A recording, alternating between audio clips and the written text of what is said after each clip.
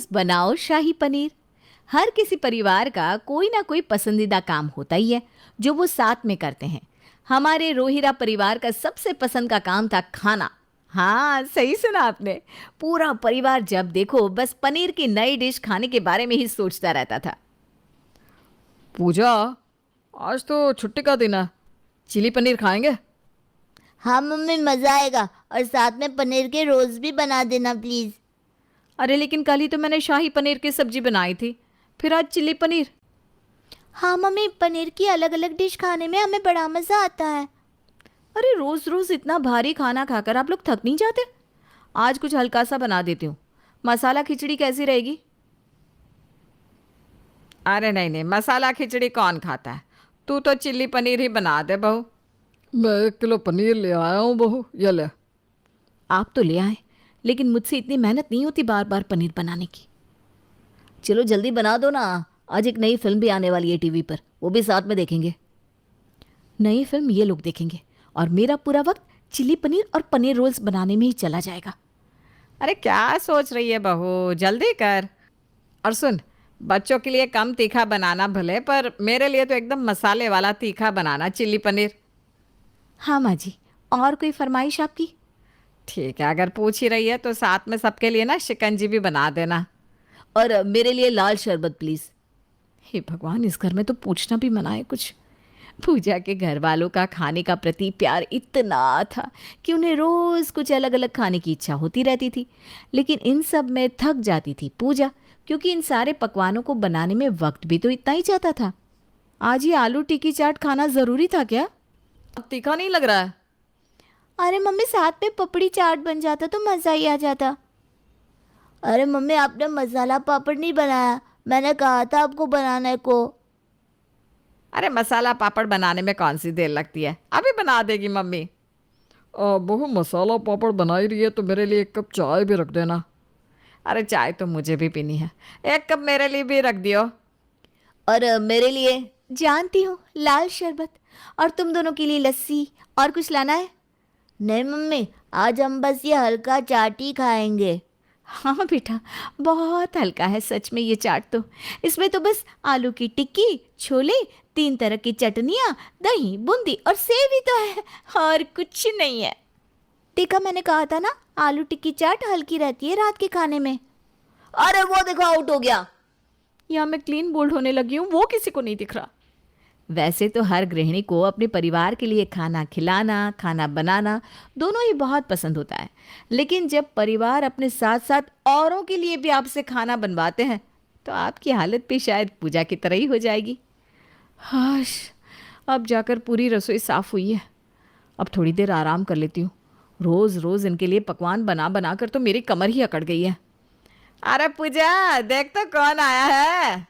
हाँ, अब कौन आ गया मेरी ज़िंदगी में काम बढ़ाने? देख, मेरी सहेलियाँ आई है। नमस्ते आंटी जी, कैसी हैं आप? अरे ठीक ही तो है बेटा, हम ना आज स्पेशली तेरे लिए आए हैं। मेरे लिए नहीं, मुझे पता है ये दोनों शाही पनीर खाने आई हैं। हे भगवान, अभी अभी तो रसोई साफ की है मैंने। अब क्या करे बेटा, देव की तेरी इतनी तारीफ करती रहती है कि हमसे भी रहा नहीं जाता। अरे मैं उन सासों में से नहीं हूँ जो बहू की बुराई करती है। मैं तो हमेशा ही पूजा की तारीफ करती हूँ। काश आप मेरी बुराई करती मम्मी जी, मुझे थोड़ी सी तो राहत होती। अरे इसके हाथों में तो जादू है, क्या शाही पनीर बनाती है। इसके साथ पराठे, ओए होए होए, मज़ा ही आ जाता है। अब क्या बातों से ही पेट भरेगी? अरे पूजा अभी बना देगी, इसमें क्या दिक्कत है, होनहार है मेरी बहू। हाँ हाँ मम्मी जी, लेकिन मैंने ना अभी अभी रसोई साफ़ कर दी है और घर में शाही पनीर का सामान भी नहीं है, और आंटी जी को तो लेट भी हो रहा होगा ना। अरे बेटा, हमें क्यों लेट होगा, हम तो रात तक यहीं हैं। तुम आराम से खाना बनाओ, तुम हमारी चिंता ना करो बेटा। देखा, ये दोनों रात तक यहीं रुकने वाली है, इसलिए अभी शाही पनीर और पराठे बना दो, और रात को ना कुछ हल्का सा जैसे दाल मखनी बना देना। हाँ हाँ, ये तो बहुत हल्का खाना है ना। अरे बहू, मैं तुझे तकलीफ देना नहीं चाहती। हाँ नहीं नहीं नहीं, आप कहाँ तकलीफ़ देती है मुझे मम्मी जी। वो तो मेरा मन बहुत कोमल है ना। जा तू अब जल्दी से जा, शाही पनीर और पराठे बना दे। पूजा का तो सारा दिन बस खाना बनाने में ही बीत जाता था, इसलिए अब उसने अपने लिए कुछ करने का सोचा कि किस तरह से इस चीज़ से छुटकारा पाया जा सकता है। तो आज क्या पेश किया जा रहा है पूजा जी की रसोई से? आज तो मैंने बहुत कुछ बनाया है, अच्छा, जैसे कि मटर पनीर, नान, साथ में टिक्की और रायता भी। अरे वाह मम्मी, आज तो आपने होटल जैसी फीलिंग ला दी सच में। देखो तो मैंने टेबल भी किस तरह होटल जैसा ही सजाया है ना। मम्मी, हम सबको तो ऐसा लग रहा है कि हम सच में होटल में ही बैठे हैं। हाँ बेटा, अभी तो बहुत कुछ तुम सबको होटल वाला ही लगेगा। खाओ खाओ, सब लोग खाना खाओ। हाँ, आज पूजा ने सबके लिए होटल जैसा फैंसी खाना बनाया ही था, लेकिन सबसे बड़ा ट्विस्ट तो तब आया जब सबको खाना खाने के बाद होटल की तरफ बिल भी दिया जाता है। ये क्या है? क्या है मतलब? बिल है जो आपने खाया उसका। 1500 रुपये? हाँ मम्मी जी, मटर पनीर और नान आपने खाए ना, उसकी पर प्लेट इतनी ही कीमत है। अरे लेकिन ये तुम हमें क्यों दे रही हो? आज से यहाँ जो भी खाना बनेगा उसका बिल सबको दिया जाएगा।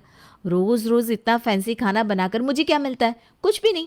इसीलिए मैंने फैसला किया है कि आज से मैं भी क्लाउड किचन की तरह हर डिश की कीमत रखूंगी। इसलिए देखो, मैंने ये चार्ट भी लगाया है। लेकिन मम्मी, हम कैसे देंगे आपको पैसे? सिंपल बेटा, डिश के कोई पैसे नहीं देने तुम्हें। लेकिन फैंसी डिश की डिमांड आई तो तुम दोनों को पॉकेट मनी तो मिलती है ना, उनमें से भर देना पैसे। अरे पूजा बहू, क्या मजाक है ये? नहीं नहीं नहीं माँ जी, मजाक नहीं है ये। अगर आज मैं किसी और के लिए इतना सब बना रही होती तो कितना कमा रही होती। इसलिए आज से अगर कोई फैंसी डिश की डिमांड होगी तो आप सबको मुझे पर प्लेट उसका बिल देना होगा। ठीक है, कल मेरे लिए पनीर बिरयानी बना देना, ठीक है? ये लो 400 रुपये, ये मैंने अपने दे दिया है, तुम सब अपना अपना देख लो। नहीं नहीं, मैं तो दाल चावल ही खा लूँगी। मुझे भी अच्छे लगते हैं दाल चावल। अब हाँ, मैं भी जो भी सिंपल खाना बनेगा खा लूँगा। अब हमारी उम्र भी हो गई है वैसे भी। हाँ, सही कहा आपने। मैं भी ना कल तो सिंपल ही खाना खाऊंगी भाई। पूजा के इस कदम से अब सबकी डिमांड धीरे धीरे खत्म होती जा रही थी, क्योंकि उन्हें अब हर किसी प्लेट के लिए पैसे जो देने पड़ रहे थे। पापा, आज मम्मी को बोलो ना शाही पनीर बना दे। बेटा, शाही पनीर के दाम देखे तूने? 800 रुपये की सब्जी है। इतना अमीर नहीं है तुम्हारा बाप कि 800 रुपये की सब्जी बनवा दे घर में। अब तो ऐसा लगता है शाही पनीर खाने के लिए भी बैंक से लोन लेना पड़ेगा। पापा, आप आज दे दो ना पैसे, हम किस्तों में चुका देंगे, चलेगा? अरे चुप कर, कुछ भी मत बोल। गलती हमारी है कि हमने पूजा को ये सब करने पर मजबूर कर दिया। हमने उससे रोज़ रोज़ नए नए पकवान बनाए, जबकि वो पूरा दिन रसोई में लगी रहती थी और हम बस शाही पनीर खाने में बिजी थे। हाँ पापा, आप सही कह रहे हैं। हमने घर की औरतों को इंसान कम लेकिन जादुई जिन बना कर रख दिया है। जो भी फरमाइश करो पूरी करवा देते हैं, पर हम ये भूल जाते हैं कि वो भी इंसान है। पापा, क्यों ना आज हम जिन बन जाए? पूजा रसोई में थी, तभी उसके बच्चे और पति वहाँ आते हैं। मम्मी, घर में पनीर है? हाँ है, लेकिन तुमने चार्ट देखा है ना, शाही पनीर 800 रुपये की है। हाँ मम्मी, पता है। इसलिए आज आप आराम करिए, आज हम तीनों मिलकर खाना बनाएंगे। क्या? हाँ, आज तुम भी बैठकर शाही पनीर खाने का मजा लो। रोहरा परिवार को तो समझ में आ गया कि रोज़ शाही पनीर खाने में तो अच्छा लगता है, लेकिन बनाने वाला कितना थक जाता है, ये बात सिर्फ वही जानता है। क्या आपको समझ में आया? या आपके घर में भी रोज़ शाही पनीर ही बनता है?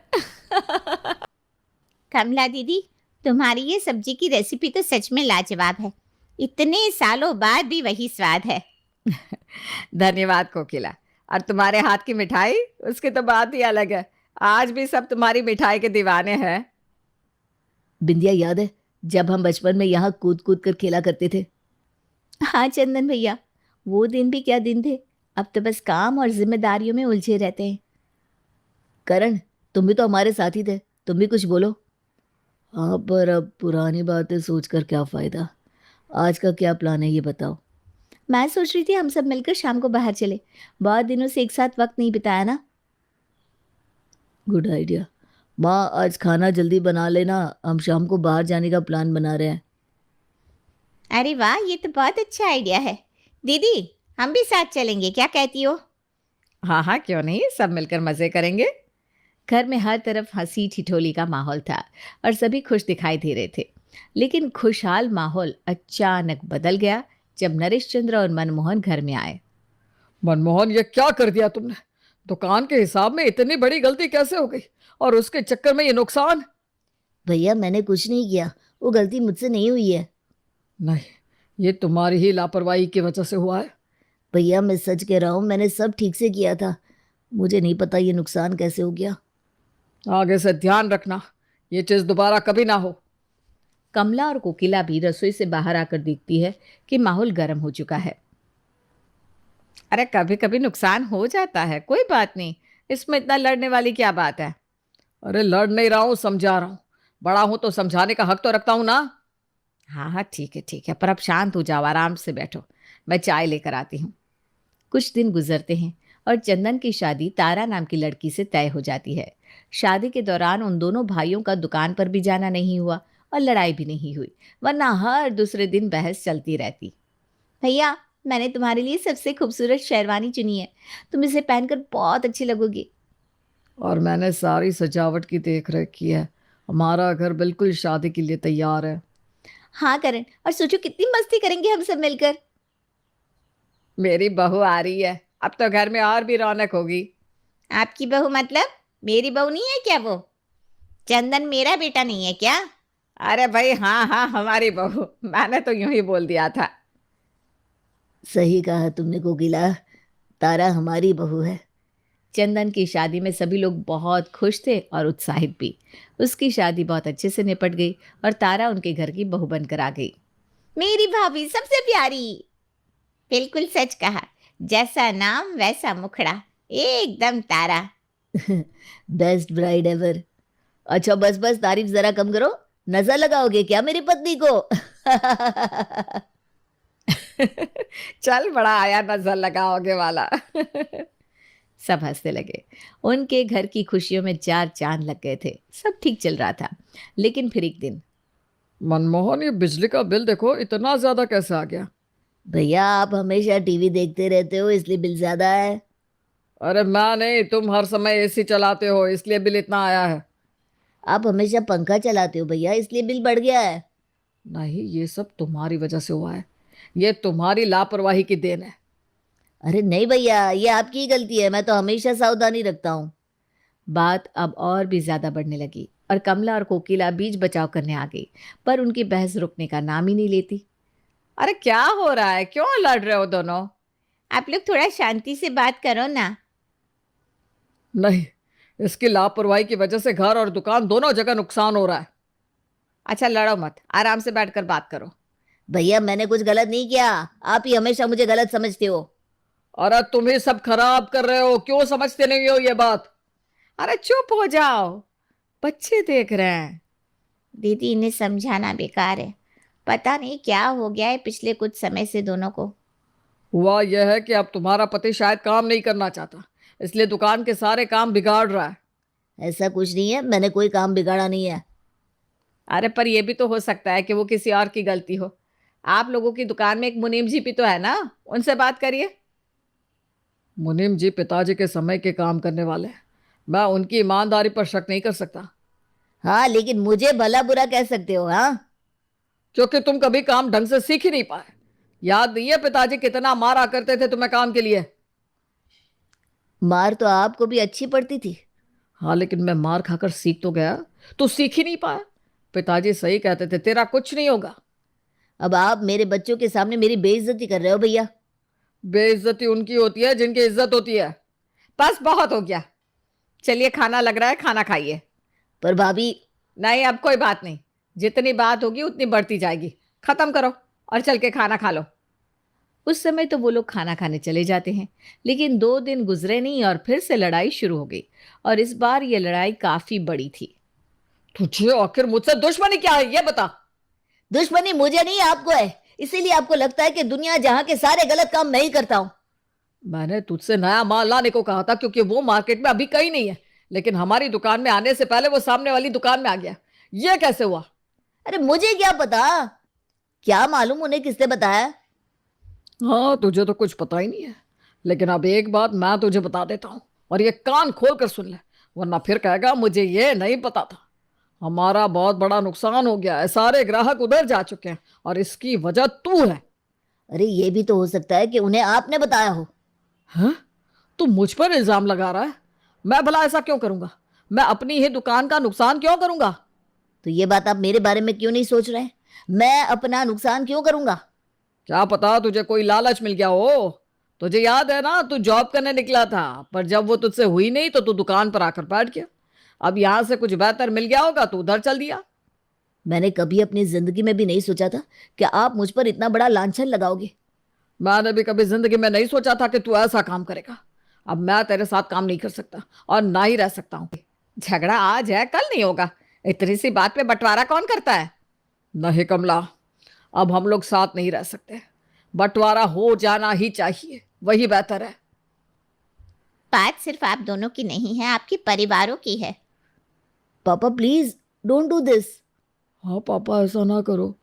प्लीज नो, ये बहुत गलत है। आपको परिवार की फिक्र नहीं है तो कम से कम व्यापार के बारे में तो सोचिए। अलग होने से बहुत नुकसान होगा। नुकसान तो वैसे भी हो ही रहा है। दीवार खड़ी होने में तो टाइम लगेगा। तब तक के लिए बीच में एक लाइन खींच दो, उधर वाला हिस्सा तुम्हारा, इधर वाला हमारा। करण, देखते रहना लाइन सही से खींचे।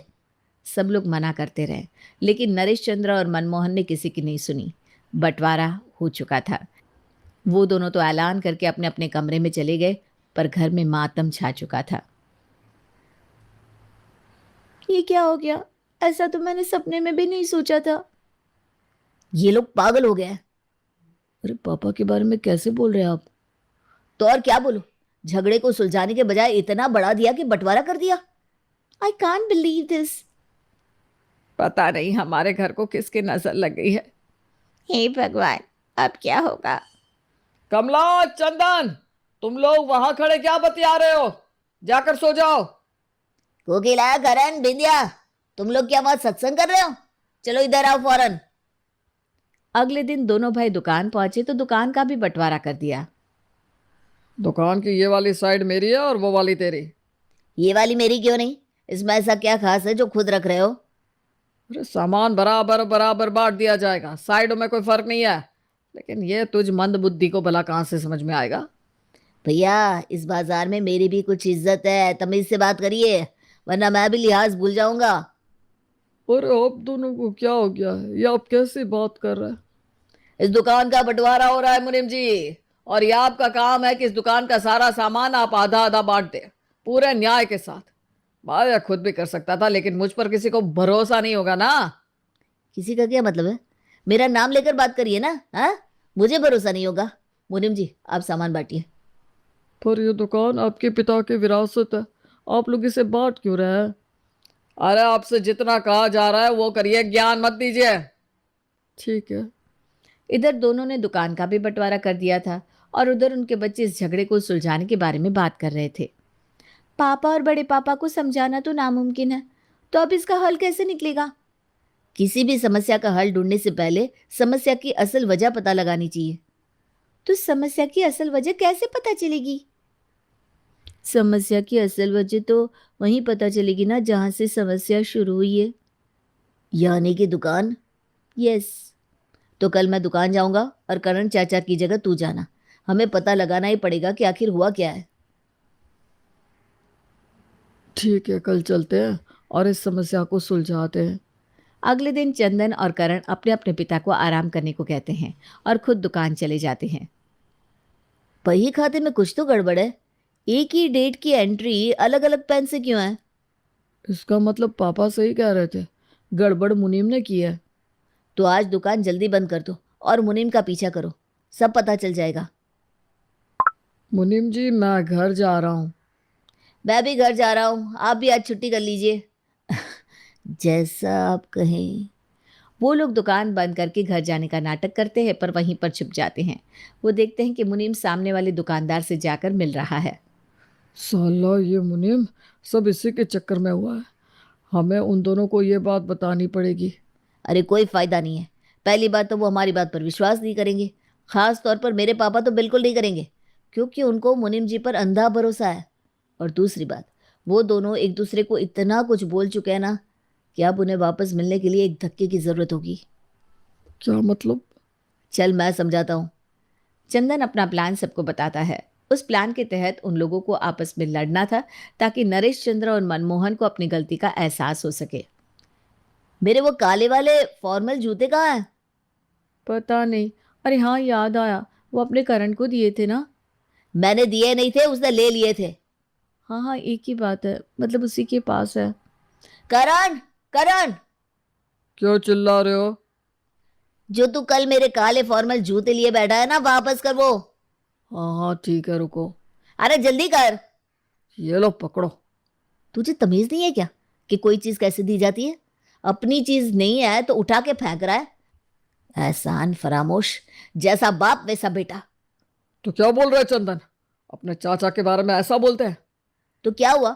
अब तो हमारी उनसे लड़ाई हो चुकी है पापा, भाड़ में जाए वो। लड़ाई हो या कुछ भी हो, है तो तेरे चाचा। तमीज से बात कर, दोबारा मैं तेरे मुंह से ऐसा कुछ ना सुनूं। मनमोहन भी ये सब सुन रहा था। उसे बड़ा अजीब लगता है कि नरेश चंद्र उसकी साइड ले रहा है। चंदन और करण के लड़ने का मोटिव पूरा हो गया था। इसी तरह तारा और बिंदिया भी आपस में झूठी लड़ाई करती हैं। भाभी ये अपनी तरफ का कूड़ा अपनी तरफ ही रखो। ये मेरी तरफ का कूड़ा नहीं है, तेरा ही है।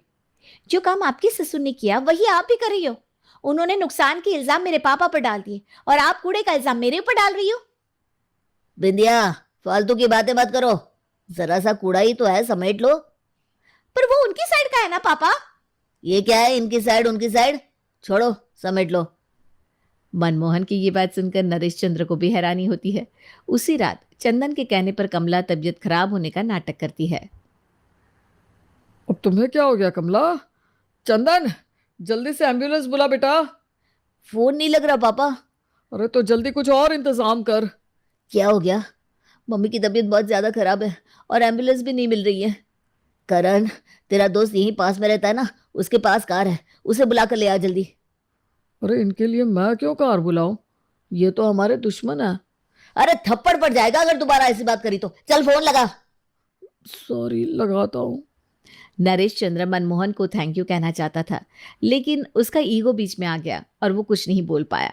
कमला का झूठा चेकअप हुआ और वो अगले दिन घर आ गई। तू जाकर बाहर खड़ी हो जाना, वो लड़का तुझे छेड़ेगा। आगे का प्लान तुझे पता है। हाँ हाँ ठीक है। बिंदिया बाहर गई और उसको एक लड़के ने छेड़ा। फिर वो झूठ मूठ रोती हुई अंदर आई। ये लोग कितने बुरे हैं। क्या हुआ बेटा? मैं बाजार जा रही थी, पर बाहर मुझे एक लड़का बार बार छेड़ रहा है। अरे ऐसे कैसे? मैं देखता हूँ। अरे तुम क्यों जाओगे ऐसे लफंगे के मुंह लगने? चंदन देख लेगा। मैं क्यों देख लूंगा? करण की बहन है, करण संभाले।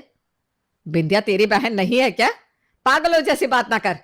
कारण होता तो वो संभाल लेता है, पर वो कहीं बाहर गया है। चल तू जा और उस लड़के को भगा कर आ। चंदन जाता है और उस लड़के को भगाने की एक्टिंग करके वापस आ जाता है। मनमोहन सोचता है कि अगर आज चंदन नहीं होता तो ये काम उसको करना पड़ता, और ये नौजवान लड़के तो बूढ़े आदमी से डरते भी नहीं है।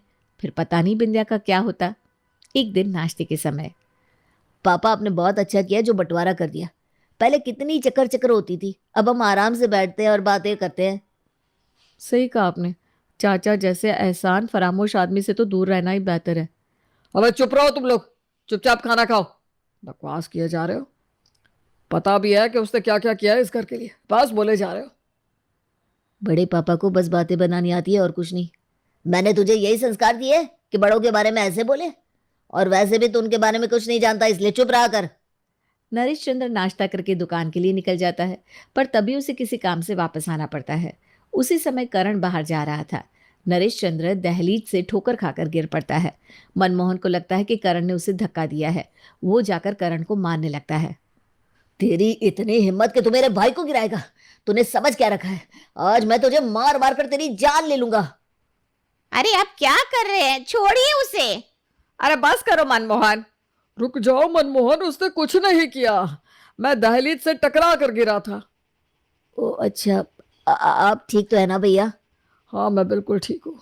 मुझे नहीं पता था कि तुझे मेरी इतनी फिक्र है। मुझे तो हमेशा से आपकी इतनी ही फिक्र है। आप ही मुझे भूल गए हो भैया। ऐसा कुछ नहीं है मेरे भाई, बस कुछ चीज़ों की वजह से पता नहीं क्यों। वो सारी चीज़ें मुनीम ने बिगाड़ी है। चंदन भैया बिल्कुल सही कह रहे हैं। हमने अपनी आंखों से देखा था कि वो मुनीम सामने वाली दुकान के मालिक से मिल रहा है। उसने आप लोगों को धोखा दिया है। तुम लोगों की वापस से दोस्ती भी हो गई। हमारी तो कभी लड़ाई हुई नहीं थी। ये सारी लड़ाइयाँ तो झूठी थी, आपको एहसास दिलाने के लिए कि आप लोग एक दूसरे से कितना प्यार करते हो। और ये जो कुछ हो रहा है ये सिर्फ एक गलत फहमी है और कुछ नहीं। मुझसे गलती हो गई कि मैंने बाहर वाले की बात पर विश्वास किया और अपने सगे भाई की बात पर नहीं। हम दोनों को ही मुनीम की हरकतों पर नजर रखनी चाहिए थी भैया। ये हम दोनों की गलती है। दोनों भाई वापस मिल गए, बंटवारा खत्म हो गया।